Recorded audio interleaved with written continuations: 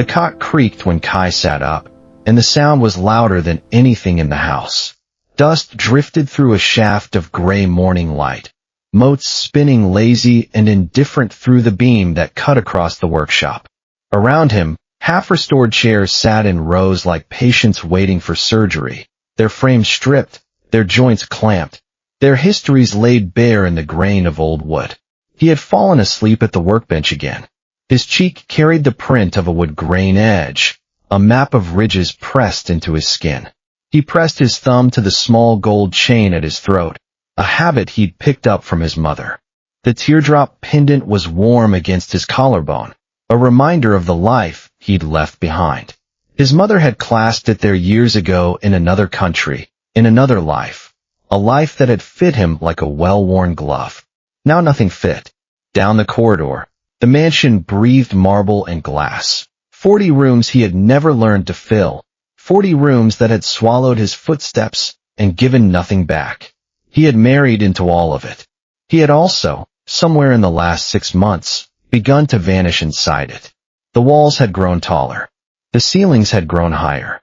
And the man he had married had grown further away with every passing day.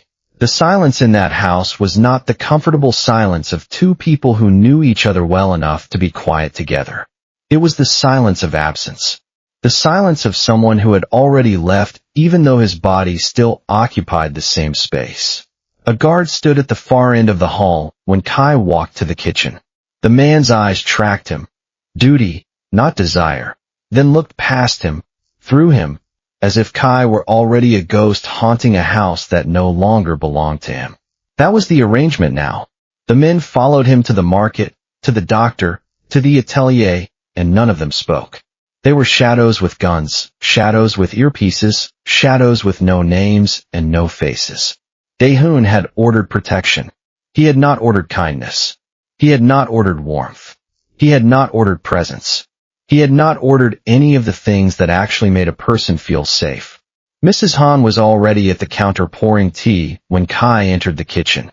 The older woman's hands moved with the practiced efficiency of decades, but her eyes were soft when they landed on him. She had been the only constant in this house, the only one who looked at Kai like he was still a person instead of a possession, the only one who remembered that he had a name, a history, a life before the mansion swallowed him whole. "You didn't sleep in your room again," the housekeeper said, setting the cup before him. The porcelain was warm against his palms. "The room is his. The room is yours, too." Kai took the cup. The tea was jasmine, his favorite. She always remembered. She always remembered everything, which made it worse somehow. It hasn't been for a while. Mrs. Han's mouth tightened, but she said nothing. There was nothing left to say. They had both watched the same slow dissolution. They had both seen the same door stay closed. They had both counted the same empty nights. She had been there since the beginning, since Kai had first walked through the doors of this mansion as a young Omega in love with the most dangerous Alpha in Seoul. She had seen the hope in his eyes. She had seen the light dim. She had seen the hope drain away drop by drop until there was nothing left but the hollow shell of a man going through the motions of a life that had stopped meaning anything. 6 months earlier, there had been a birthday his. He had set 2 places at the long table, lit a single candle, and waited until the wax pooled and drowned the flame. Daehoon came home at 3 in the morning. He passed the dining room without slowing. The security footage would have shown Kai sitting alone in the dark, the candle a dead wick in a puddle of wax, the second place setting untouched. Kai had blown nothing out. There had been nothing left to blow out. He did not cry that night. He had stopped expecting the door to open before it stayed shut.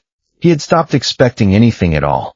Now he carried the tea back to the atelier and set it beside a folder he had prepared 3 days ago. Inside were papers with his lawyer's letterhead. He had read them so many times the ink lived behind his eyes. The words burned into his memory. Petition for dissolution of marriage. No contest. No claims. No demands. He had signed the first copy in his lawyer's office. He had signed the second copy in the car. He had signed the third copy at his workbench, surrounded by the broken furniture he knew how to mend. Knowing he was about to break something he had no idea how to fix. At 10, a car took him across the city. The guard rode in front, silent as always.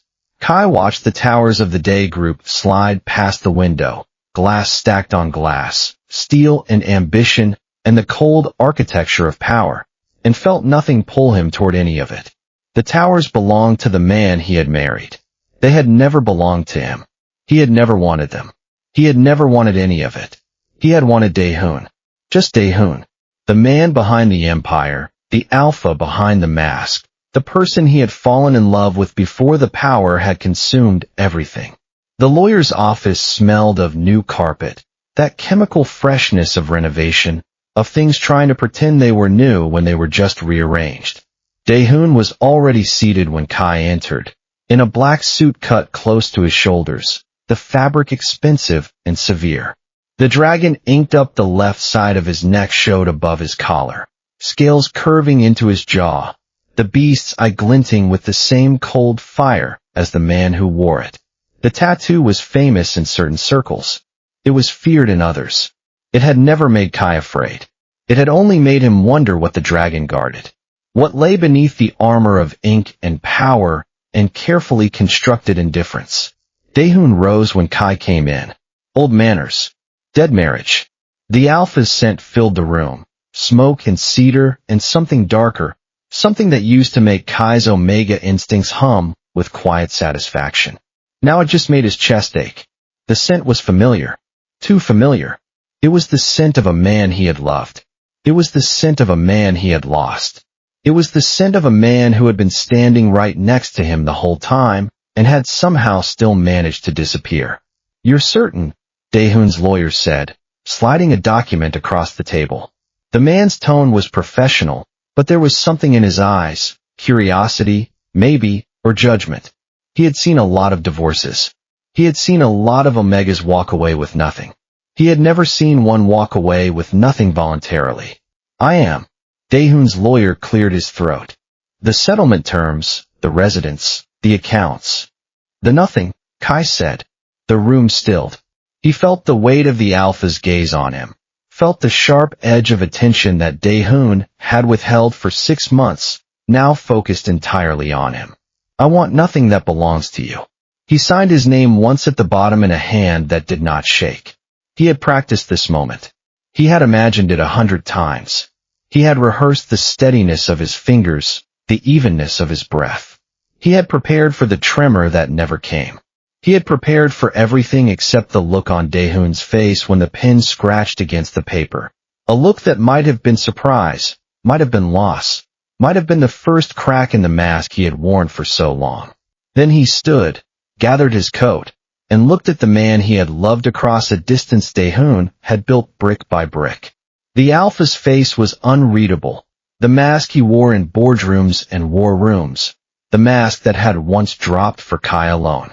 It was firmly in place now. But his eyes were something else. Something raw. Something that might have been pain. Take care, Kai said. He meant it. That was the part that hurt. He meant it with every fiber of his being. He wanted Dae-hoon to be okay. He wanted Dae-hoon to be happy. He wanted Dae-hoon to find whatever it was he had been looking for when he started building walls between them.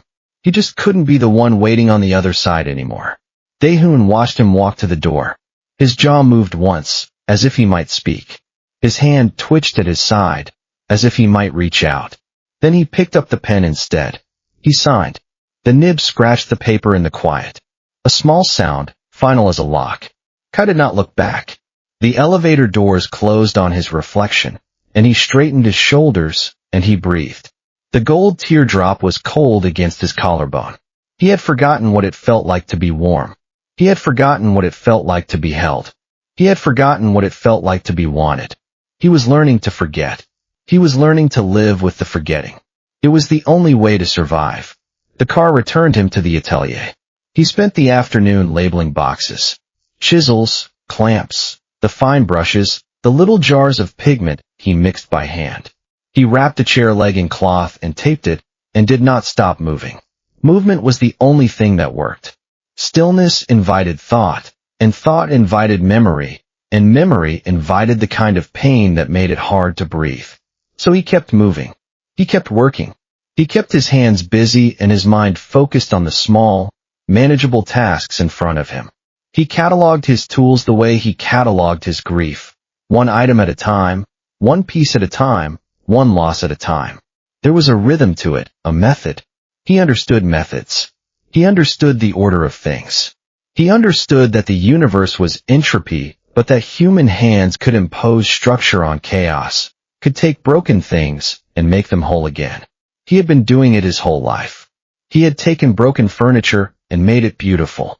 He had taken broken relationships and tried to make them work. He had taken broken hearts and tried to keep them beating. He had not been able to make himself whole. He had not been able to make his marriage whole. He had not been able to make the small, still thing that had grown inside him whole. Some things couldn't be fixed. Some things were broken beyond repair. Some things had to be let go. But he could label boxes. He could wrap chair legs in cloth. He could tape and stack and organize. He could impose order on the physical world even as his emotional world collapsed into rubble. It wasn't much. It wasn't enough. But it was something. By dusk, he had one bag left to pack, and he carried it to the mansion for the last of his things. The bedroom he entered was not the room where he had slept anymore. It was the room where he had waited, where he had listened for footsteps that never came, where he had lain awake in the dark, counting the hours until dawn, until the alpha's side of the bed had grown cold with disuse. It was the room where he had whispered goodbye to the baby he would never hold, the future he would never see, the family he would never have. He went to the closet, his closet, and began pulling suits and shirts from the rod. Charcoal, navy, the deep burgundy Daehoon had once said suited him, back when he still said things. He folded them into the suitcase, corner over corner, until the rod hung bare and the shelves stood empty. He had not realized how much of himself he had left in this room. The clothes, the books, the small collection of antique tools he had restored himself, the framed photograph of his mother, the one he had brought from America. All of it fit into one suitcase. All of it fit into one life. All of it fit into the space of a few hours. On the bed, against Daehoon's pillow, he placed a white envelope. He had written the words on the front that morning at the workbench, before the cot had even cooled. Read only after I'm gone. His thumb rested on the paper a moment. There was a great deal inside it. There were things he had carried alone for so long that setting them down felt like tearing. The pregnancy, the loss, the nights of bleeding, the hospital bed where he had held Dr. Seo's hand and whispered apologies for the inconvenience, the phone calls that had gone unanswered, the name he had given the nurses, hoping it would summon the alpha, hoping it would break through the walls Daehoon had built. It had not. He left it there. He closed the suitcase. He walked out through 40 rooms and did not fill a single one on his way. He walked out the front door and did not look back. He walked out of the mansion and into the night and felt the weight of 6 months of silence lift off his shoulders. It was not a good feeling. It was not a bad feeling. It was just a feeling. It was just the absence of feeling. It was just the emptiness that came after you had been empty for so long you forgot what full felt like. Daehoon came home at 9. The house told him before he understood it. No shoes by the door but his. No tea steam in the kitchen. Mrs. Han standing in the hall with her hands folded and her eyes wet. The silence was different from the usual silence. Heavier, more final, the kind of silence that followed the closing of a door that would never open again. The kind of silence that followed the end of something that had been ending for a long time. He climbed the stairs 2 at a time. His heart was pounding. He did not know why. He had ordered the protection. He had made the decisions. He had built the distance. He had told himself it was necessary. He had told himself it was the only way to keep his Omega safe from the world he moved through, the world of knives and shadows and men who would use any weakness against him. He had told himself so many things. He had believed none of them. The closet stood open, gutted, hangers swinging on an empty rod.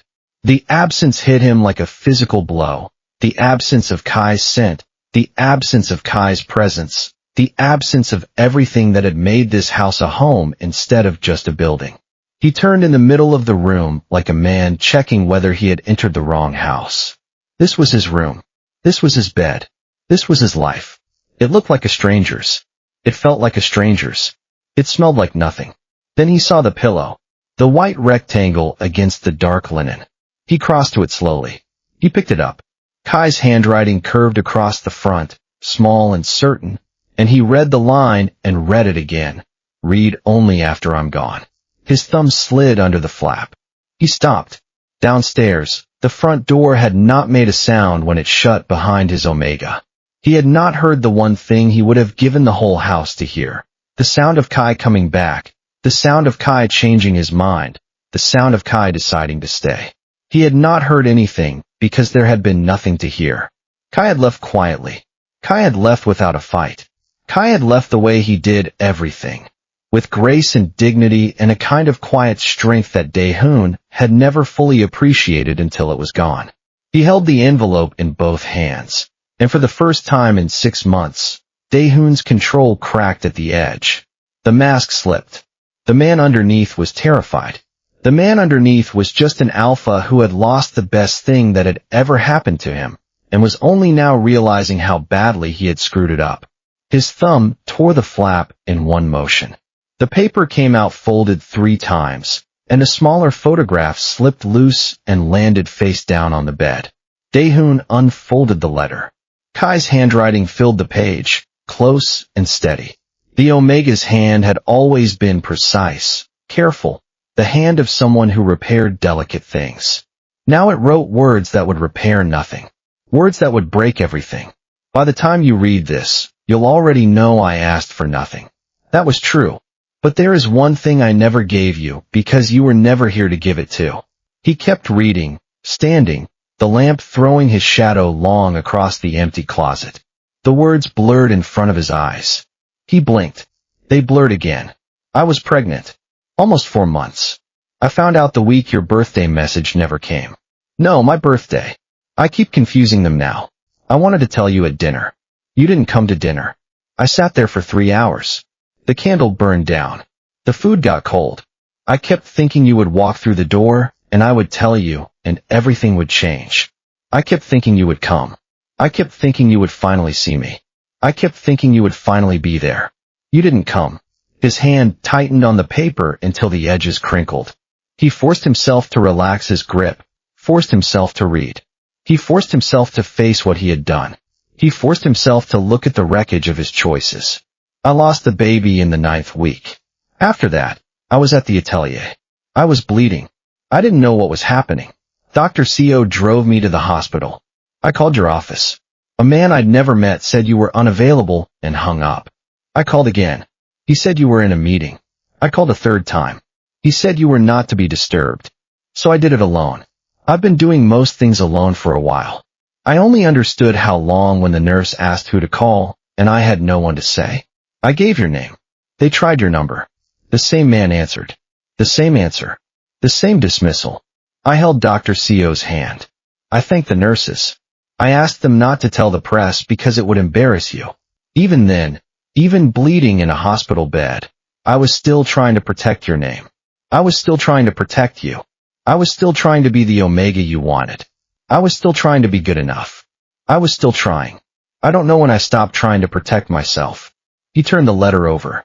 There was nothing on the back. He turned it again, as if the missing part might appear. As if more words might materialize. Words that would make this easier. Words that would undo the damage. Words that would bring back the small, still life that had been growing inside his Omega without his knowledge. There were no more words. There was just the silence. Just the absence. Just the empty space where Kai used to be. At the foot of the bed sat a small box he had not noticed. Pale, tied once with a thin ribbon, the kind of ribbon Kai used for his restoration projects, the kind of ribbon that held things together. He lifted the lid. Inside lay a pair of baby shoes, knitted, cream-colored, small enough to sit in his palm. Kai had made them by hand. He knew Kai's hands. He had watched them repair a 200-year-old cabinet without leaving a mark. He had watched them create beauty from brokenness. He had watched them hold his face when the alpha had been too broken to hold himself. He had watched them do 1,000 small, beautiful things, and he had never once told Kai how much he admired them. He set the box down very carefully, the way a man sets down something that might still be alive, something that might still be saved. He set it down and stepped back and looked at it, and felt his chest crack open. Then he picked up the photograph from the bed and turned it over. An ultrasound. Gray shapes on black, a small curve that might have been a head, a flutter that might have been a heartbeat. A date printed in the corner. Kai's birthday. The night the candle burned itself out, while Dae-hoon passed the dining room without slowing. The night Kai had sat alone in the dark, waiting for him. The night Kai had lost the baby, and Dae-hoon hadn't even known there was a baby to lose. Something in his chest gave way without a sound. The wall he had built around himself, the wall he had told himself was armor, the wall he had used to keep his Omega at a distance, it crumbled. And underneath was just a man. Just an alpha. Just someone who had made the worst mistake of his life and would never, ever be able to take it back. Just someone who had loved Kai with every fiber of his being and had shown it in the worst possible way. Just someone who had tried to protect and had ended up destroying everything. He did not sit. He stood in the ruined room and held the photograph until the edge bit into his fingers, and the composure that men feared across 3 cities was nowhere on his face. His eyes burned. His throat closed. His chest heaved. He had not cried since he was a boy. He had not allowed himself weakness. He had not allowed himself feeling. He had buried everything under duty and power and the cold necessity of survival. He had buried it so deep he had forgotten it was there. And now the thing he had buried had clawed its way out, and it was killing him. It was killing him with every word of that letter. It was killing him with every memory of every night he had come home late. It was killing him with every time he had walked past the dining room without looking in. It was killing him with every moment he had chosen work over his Omega. It was killing him because he had killed the one thing he loved most, and he hadn't even known he was doing it. Downstairs, a door opened. Choi Deok's heavy step crossed the hall. The head of security had worked for Dae-hoon for 15 years. He had seen his employer in boardrooms and war rooms. He had seen Dae-hoon order executions and negotiate peace. He had never seen Dae-hoon like this. He had never seen the black line broken. Sir. He stopped at the bedroom threshold, read the room in a glance, and lowered his eyes. Forgive me, I can come back. Stay. Dae-hoon's voice came out level. It cost him everything. The car. 3 months ago. The one that followed him from the atelier. Deok straightened. The sedan. We wrote it off as a road incident. He was shaken but unharmed. You wrote it off. I want it opened. Sir, tonight. Deok held his gaze a moment, then nodded once and left. His footsteps receded down the hall, purposeful and efficient, leaving Dae-hoon alone with the aftermath of his choices. Dae-hoon looked at the shoes. He looked at the ultrasound. He looked at the empty space by the window where Kai used to stand, arms crossed, watching the city lights. The absence was a physical ache. He had built walls around his Omega because the world he ran was a knife, and a knife points everywhere. He had told himself distance was armor. He had told himself protection was love. He had told himself so many lies that he had started to believe them. He had told himself that as long as Kai was safe, nothing else mattered. He had told himself that as long as Kai was breathing, he was taking care of him. He had told himself so many things, and every single one of them had been wrong. Kai had been pregnant behind that armor. He had bled behind it. He had lost the baby behind it. And his men had watched him go to the hospital and said nothing, because Dae-hoon had trained them to guard the perimeter and never the person. He had trained them to watch from a distance. He had trained them to report threats and ignore everything else. He had trained them to treat Kai like an asset instead of a person. And they had done exactly what he had trained them to do. He put the letter in his inside pocket, over the place where it hurt, and he went to work. He went to work because that was what he did. He went to work because that was the only way he knew how to deal with pain. He went to work because if he stopped moving, he would fall apart. And falling apart was not an option. Falling apart was a luxury he had never allowed himself. The security floor never fully slept. It hummed with the quiet buzz of monitors and the low murmur of voices. Men who tracked threats and assessed risks and protected the empire Daehoon had built. The empire that had cost him everything. The empire that had taken his Omega. The empire that had taken his child. The empire that had taken his heart and given him nothing in return but more power he had never wanted and more money he had never needed. Deok pulled the traffic footage. The plate, the registration, the sedan traced back to a leasing firm, and the leasing firm to a holding company, and the holding company to a name that meant nothing. At 2 a.m, Deok laid a single sheet in front of Daehoon. "The shell company," he said. "We followed it up through 4 layers.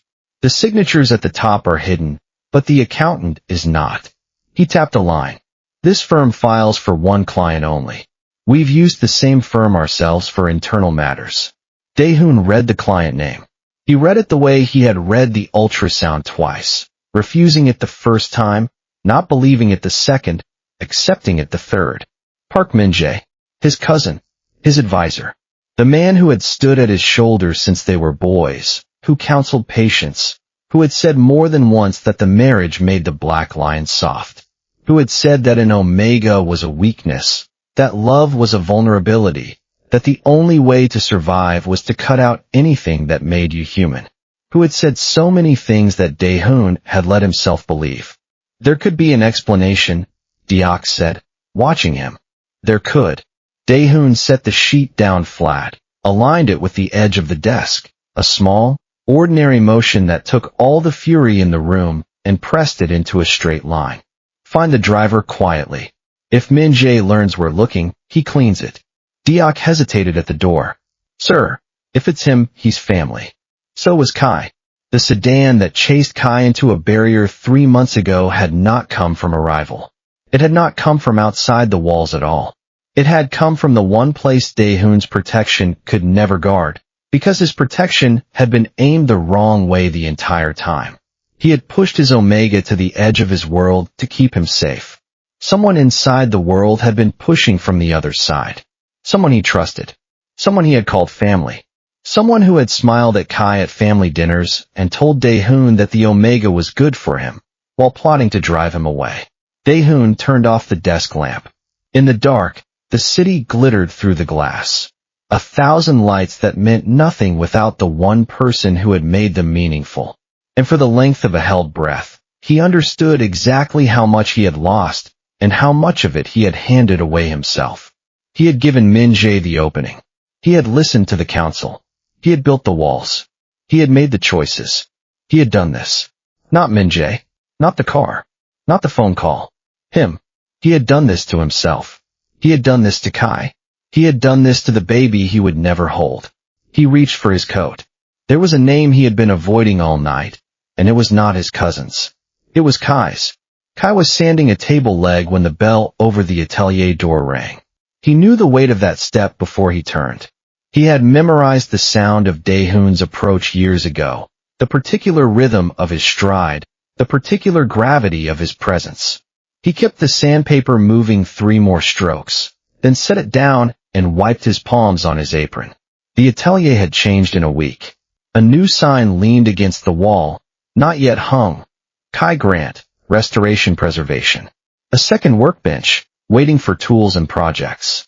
A young apprentice's jacket on a hook. He had signed a lease on the small unit next door. He was building something that did not need 40 rooms. He was building something that belonged only to him. He was building a life that did not depend on an alpha who had stopped being there. Daehoon stood inside the door and did not come further. His eyes moved over it all, the new bench, the sign, the life assembling itself without him. The alpha looked exhausted. His suit was rumpled. His eyes were red-rimmed. The dragon tattoo seemed less fearsome in the soft light of the workshop, more sad than fierce. He looked like a man who had not slept. He looked like a man who had been crying. He looked like a man who had finally realized what he had lost. "You've been busy," Daehoon said. His voice was rough, as if he had been yelling or crying or both. Kai had never heard that tone from him before. It was raw. It was real. It was everything Daehoon had refused to show for the past 6 months. "I've been fine." Kai folded his arms. "You read it." "I read it." "Then you know I know some of it." Daehoon took the envelope from his coat, the letter Kai had written, and held it, as if returning it were an option. I need to rest. Kai looked at him for a long moment. The alpha was standing in his workshop, surrounded by the things Kai had built for himself, and he looked smaller than Kai had ever seen him.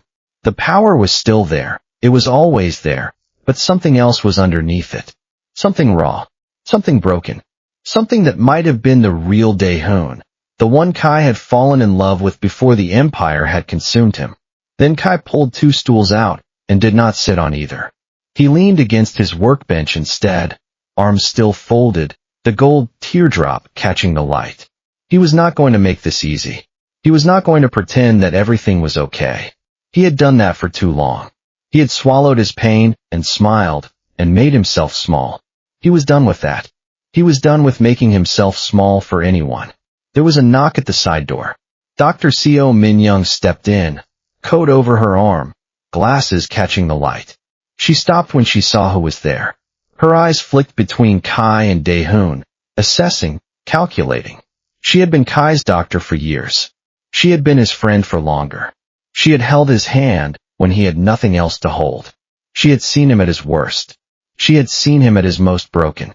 She had seen him put himself back together piece by piece. You called her?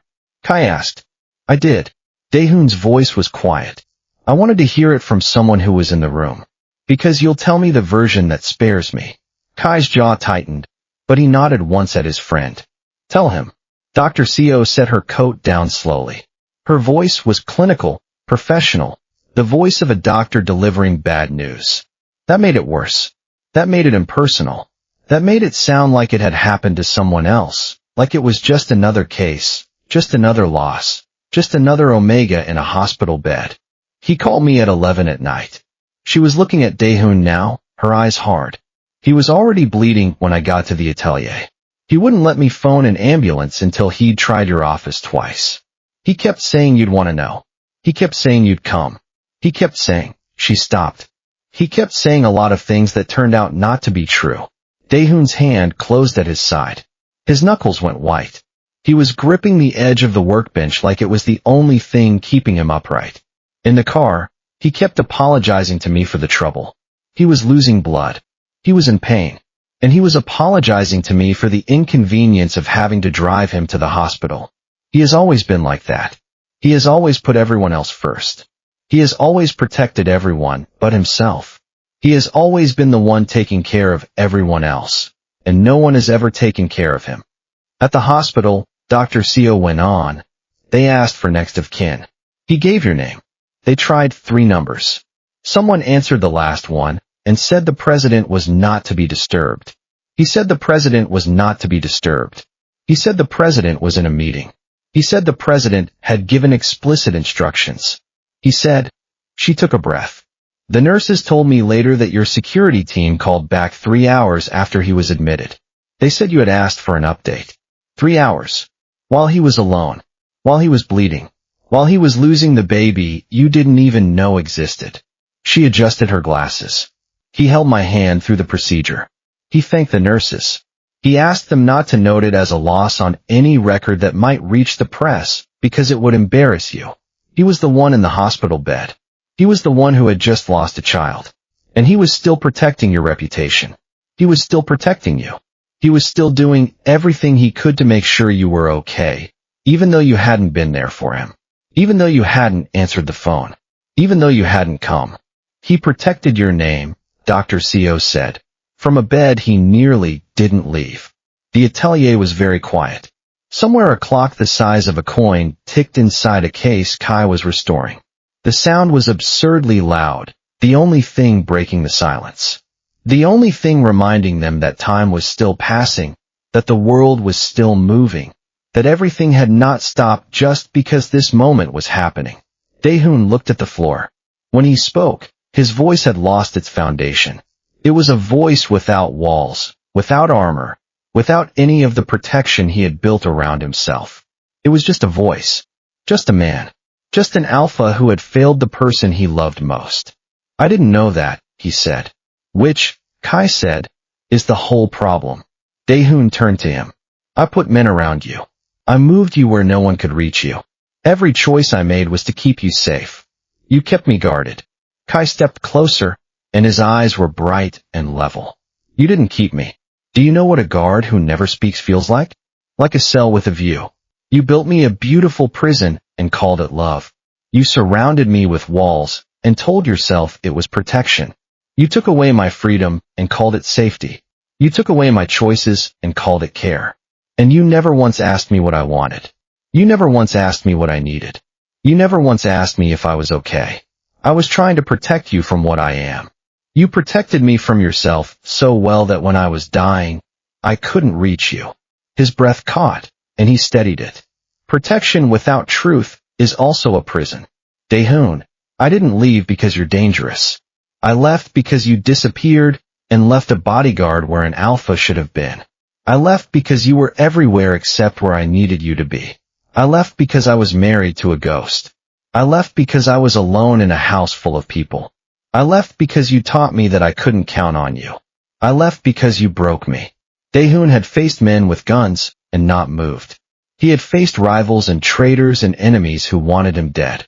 He had walked into rooms knowing he might not walk out. He moved now, half a step back, as if Kai's words had mass, as if they were physical blows. And maybe they were. Maybe words could hit as hard as fists. Maybe words could break bones. Maybe words could shatter something that would never quite heal. I know who chased your car, he said. It was Min-jae. It came from inside my own house. Kai absorbed it without flinching. And that's supposed to change what I felt every night you didn't come home? Your enemy didn't make you skip my birthday. Your enemy didn't hang up the phone in your name. You did those things. Him I can fight. You I couldn't even find, because you taught me I was alone. He said it softer, and the sentence landed harder than any shout. There was no anger in his voice anymore. There was just exhaustion, just grief, just the hollow emptiness of someone who had stopped hoping, someone who had stopped believing, someone who had stopped trusting that anything would ever change. Daehoon stood in the middle of the little workshop, surrounded by broken things Kai knew how to mend, and understood that he was the one repair his Omega could not be asked to make. He was the one thing that couldn't be fixed. He was the one thing that would always be broken. Tell me what to do, he said. I'll do it. Any of it. I don't know if there's a thing to do. Kai picked up the sandpaper again, then set it down because his hands needed somewhere to go. You want the marriage back? I don't want the marriage back. Something in Daehoon went still. The words came out automatic, a reflex, but then he stopped and thought about what he had actually said. No. That's not true.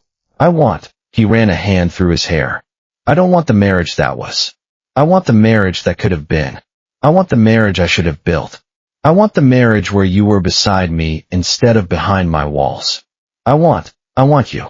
I've always wanted you. I just didn't know how to say it. I didn't know how to show it. I thought I was protecting you. I thought I was keeping you safe. I thought. He stopped. His voice cracked. I thought I had time. Kai's face shifted, not softening, exactly, but something in his eyes changed.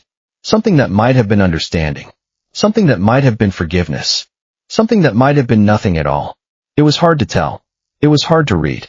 Kai had learned to hide his emotions the same way Daehoon had. They had both been hiding for so long they had forgotten how to stop. I don't want the same marriage, Kai said. That one already killed a part of me. If there's anything at all, it can't look like what we had. Daehoon nodded slowly, and the nod was the most honest thing he had offered Kai in a year. It was the first time he had agreed with Kai without reservation. It was the first time he had listened without trying to control the outcome. Then find out who really did this, Kai said. Not for me. For the person who answered that phone in your name and decided I wasn't worth disturbing you for, because someone taught your house to treat me like I was already gone. He turned back to the table leg. And Daehoon. He did not look up. Whatever you find, don't bring it here at night. I work late now. I'm alone here the way you made me good at being. The bell rang once as the door closed behind the alpha. Outside, 3 months of a chased sedan and one buried name waited in the dark. And neither of them yet knew that the man who had broken the marriage was not finished breaking it. Min-jae poured 2 glasses of whiskey and slid one across the desk before Daehoon had sat down. His office was in the same building as Dae-hoon's, same floor, same power structure, but the decorations were different. Warmer, more personal. Family photos on the walls. A painting of their grandfather. The kind of things Dae-hoon had never bothered with because he had never had time. He had never had time for anything except the empire. He had never had time for the people who mattered. He had never had time for Kai. Now he had nothing but time. And rage. And grief. You've been asking questions, Min-jae said. About a leasing firm. I have. Ask me instead. Min-jae's face stayed smooth, the gray at his temples catching the lamp. He had always looked older than Dae-hoon, even though they were only a few years apart. He had always looked wiser, calmer, more in control. He had always looked like the one who had everything figured out. He had always looked like he knew what he was doing. He had always looked like the person Dae-hoon should have trusted. It's cleaner between family. Dae-hoon did not touch the glass. He did not sit. He stood in the middle of the office, his posture rigid, his hands at his sides. Then tell me why your accountant leased the car that ran my Omega into a barrier. For one breath, the older man's composure held. Then he set his own glass down, and something behind his eyes stepped forward, unhurried, almost relieved to be seen. As if he had been waiting for this moment. As if he had known it was coming. As if he had been preparing for it for months. Because you were becoming a coward. Min-jae's voice was calm, reasonable. The voice of someone explaining something obvious to someone who should have seen it already. The Black Lion married a furniture restorer and started sleeping through meetings. Our enemies smelled it. They saw the weakness. They started making moves. I gave you back your teeth. I reminded you who you were. He spread his hands. A few frightened nights. He leaves on his own. You harden. The organization survives. He was never in real danger. I calibrated it. I calculated the impact. I made sure he was shaken, but not hurt. I made sure. You calibrated a pregnancy into a miscarriage. That landed. Min-jae blinked once. His calm wavered. I didn't know about. No. Dae-hoon's voice was flat. You never do know the cost of the thing you engineer. That's the difference between us. You plan. You calculate. You think you control everything. You never understand what you're actually destroying. You never understand that the things you sacrifice are not yours to sacrifice. You never understand that the people you hurt are not just variables in your equations. They are people. They have lives. They have dreams. They have children. He stepped closer to the desk. He was pregnant. He was carrying my child. Your calibrated car chase made him bleed. Your calculated impact made him lose the baby. Your reminder of who I was killed a part of him. And you have the audacity to sit here and explain it to me like it was a business decision. Like it was just another problem to solve. Like it didn't matter. Min-jae's calm finally broke into something colder. You needed it. You needed to be hard. You needed to be feared. You needed to be the Black Lion. Not some soft alpha who comes home at night, and I needed him. Dae-hoon's voice was barely above a whisper. I needed him, and you took him from me. You took the child I never got to hold. You took the future I never got to see. You took everything. You took my marriage. You took my family. You took the only thing that ever made me feel human. And you did it because you thought you knew what was best for me. You did it because you thought you were protecting me. You did it because you thought you were saving me from myself. He straightened. You're out. Every account, every seat, every key. Choi is at your door already. You have 10 minutes to clear your office. If you're still here after that, I'll have you removed. Min-jae's eyes widened. You need me. Without me, you go soft again and they eat you. Then they eat me. Dae-hoon walked to the door. He was the only thing that kept me from becoming you.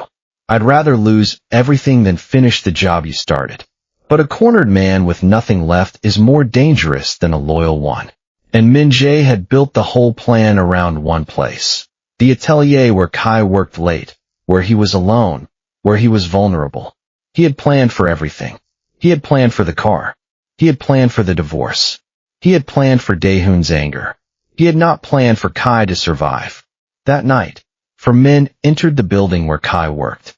They came in through the service entrance, the one Min-jae's intelligence had identified as the weak point in the security perimeter. They came in quietly, professionally, the way men who had done this before entered buildings.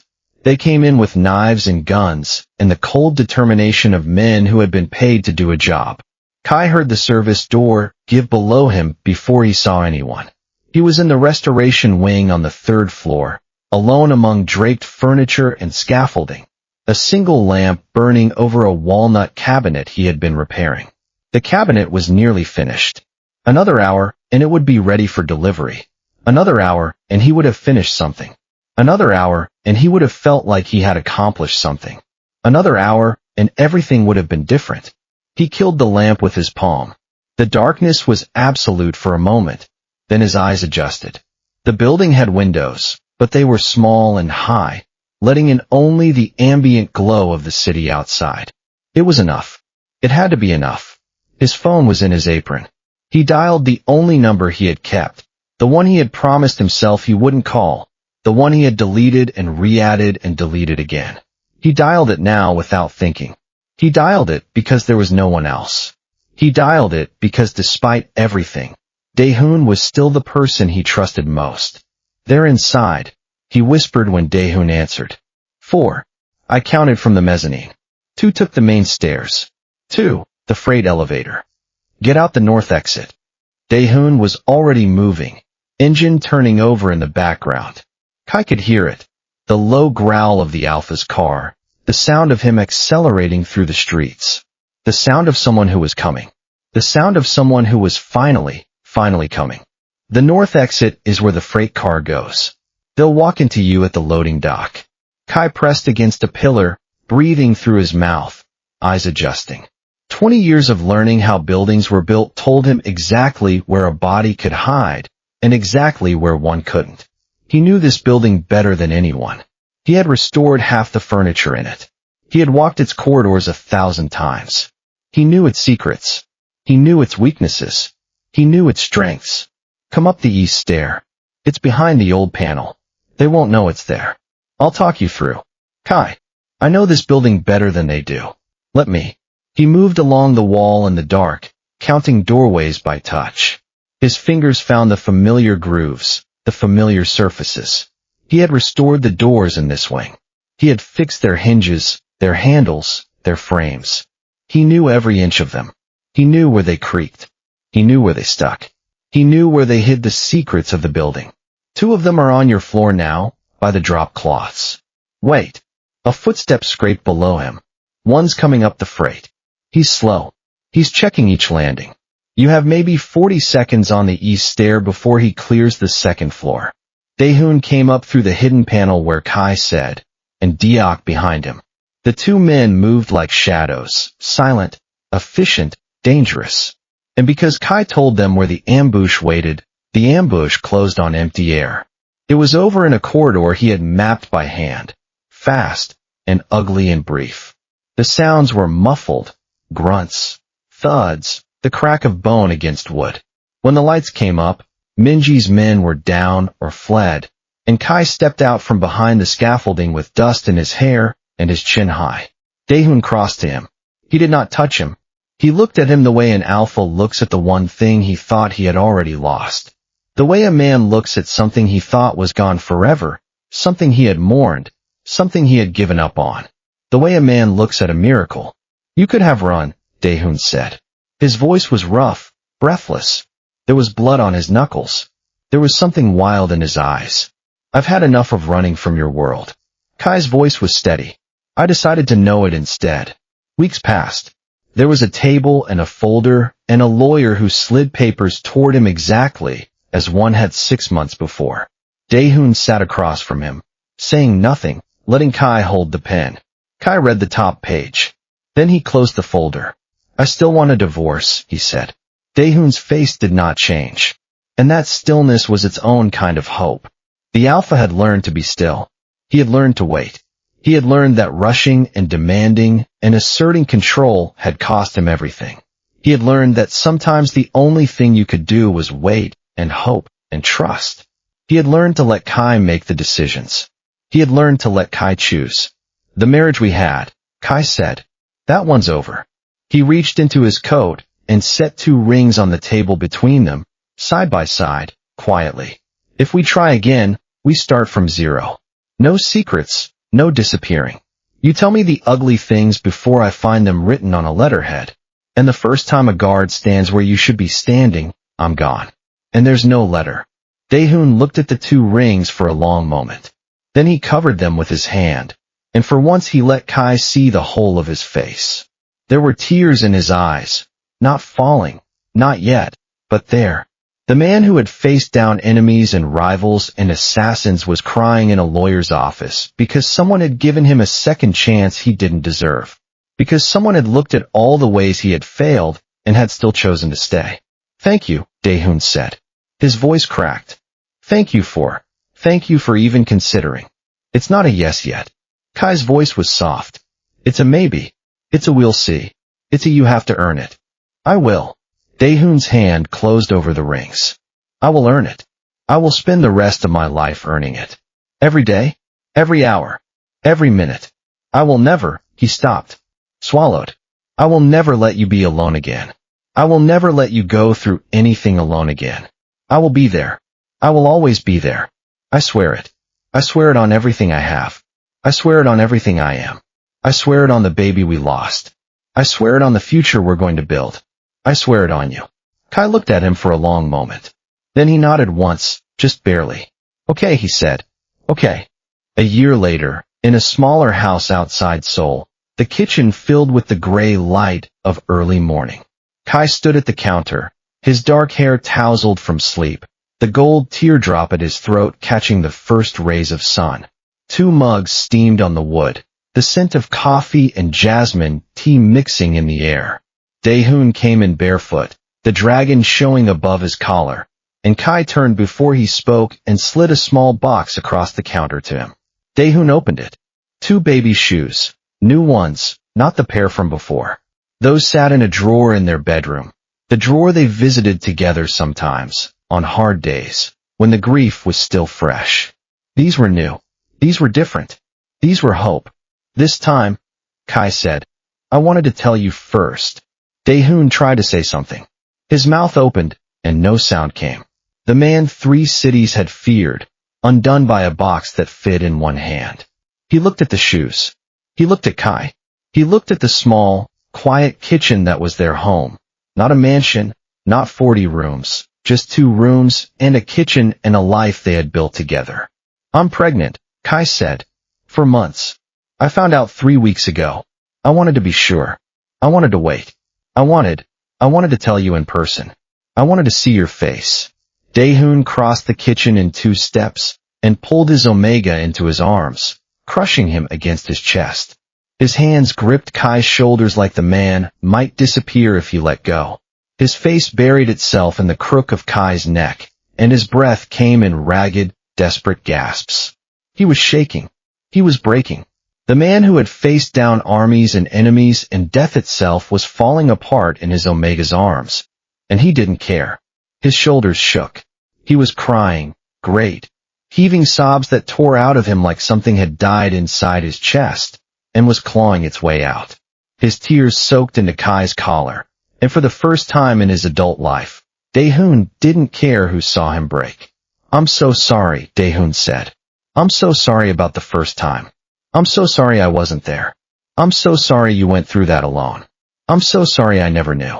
I'm so sorry I didn't. Stop. Kai's voice was gentle. His hands came up to cradle the alpha's head, fingers threading through Daehoon's hair. Stop apologizing. We're past that. We're here now. We're going to do this together. I'm not going to be alone this time. You're not going to be absent this time. We're going to be fathers together. That's what matters. Daehoon looked up at him. His eyes were red, his face streaked with tears, his composure completely gone. He looked younger, softer, more human than he had ever looked in their marriage. He looked like the man Kai had fallen in love with. He looked like the man Kai had missed. He looked like the man Kai had thought he had lost forever. I love you, Daehoon said. I've always loved you.